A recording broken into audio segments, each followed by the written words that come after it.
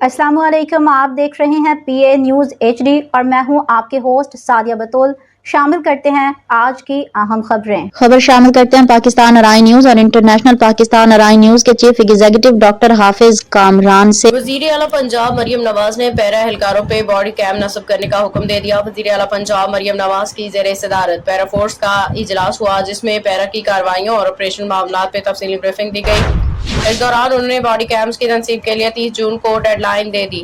मरियम नवाज ने para force के 4000 एहलकारों अफसरान की सिक्योरिटी का भी हुक्म दिया। उन्होंने कहा कि पैरा का नाम बदनाम करने वाले अनासर के खिलाफ मिसाली कार्रवाइयाँ की जाएं। करप्शन या इख्तियारात का नाजायज इस्तेमाल पे एहलकार को मिसाल बना दें। पंजाब पुलिस के जवानों को बॉडी कैम फराहमी के हवाले से बड़ी खबर। वजीर आला ने कहा कि मशकूक शोहरत वाले अफसरान को फौरी असल महकमों में वापस भेजा जाए। इलावाजी उन्होंने पैरा अकेडमी 1 साल में मुकम्मल करने का हुक्म दिया।